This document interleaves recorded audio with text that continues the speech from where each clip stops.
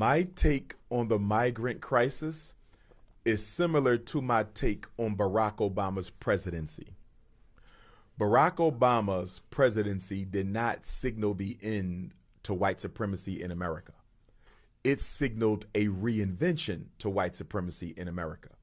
If you are a politically astute Caucasian, you know that. You were not threatened by Barack Obama being president because you knew he was nothing but a puppet for the white power structure. But if you were a politically uneducated Caucasian, you might think Barack Obama being in the White House is a taking over of federal power by Black America.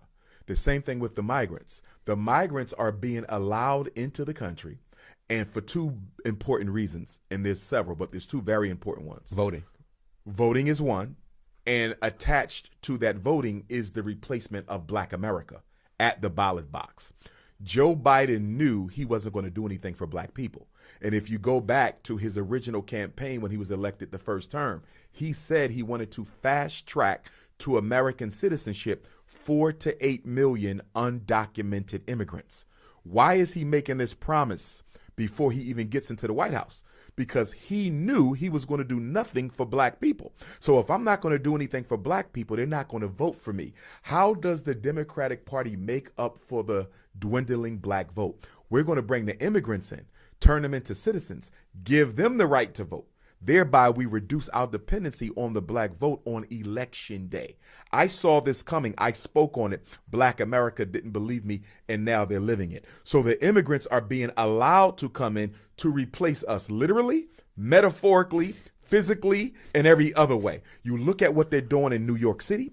You look at what they're doing in Chicago. I'm always in New York. I just came from Chicago. They are literally giving these migrants Black people's resources, from food stamps to housing to jobs to clothing, you name it. Taxpayers are not getting what they pay for, but folks who never paid tax a day in their life, nor whose ancestors built this country, are being completely ignored. It's the takeover. And the reason they're choosing New York and Chicago as the most aggressive migrant replacement efforts is because those are the two strongest Black political cities that we have. If you take New York, you take Chicago, you take Black America, the rest of us are easy. But as I travel America, guess what? There's migrant camps in nearly every Black community I'm coming across. I was in Kansas City. They got a migrant camp. Philadelphia has a burgeoning one. I just came from Antioch. They have one. Sacramento, they have one. They're popping up all over the place where Black people are because they're going to be the new minorities once America gets rid of us. The second reason they're letting the migrants in is to keep big businesses in America. Cheap labor. Absolutely. Cheap labor. Cheap labor. Because what the corporations is telling the government, if I have to stay here, I got to pay for all kinds of labor insurance. You know, if somebody gets pregnant, they get off. If they have a mental health problem, they get off. I got to pay them. It costs me too much to operate a business in America.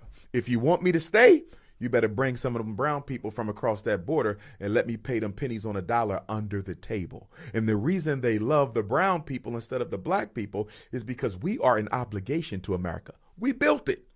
We built it. So we're an obligation. We're the nuisance that they don't want. But when brown people show up, their ancestors didn't build this country. They're coming to a place better than the place that they're leaving. They will keep their mouth shut. They will not agitate. They will never become a political problem because they feel it is a blessing just to be here. Brother, they're literally spending millions of dollars to house these people. Yes. And like millions. And why is that why do they feel like that's the best use of the resources? Because we fail to recognize that capitalism isn't the white man's priority in America. It is racism and white supremacy. There is no amount of money America will not pay to rid itself of the unwanted Negro. People say, look at all the money they spend to keep us in prison. They can spend a third of that and improve the schools. You don't get it. This is not a money game. This is an extermination game. Whatever they must do to get rid of Black people, they will do it. You know what the American dream is? The American dream is not a big house and a big car and a big bank account. The American dream is to wake up and walk outside and not see a single Black person anywhere in sight. That's the American dream.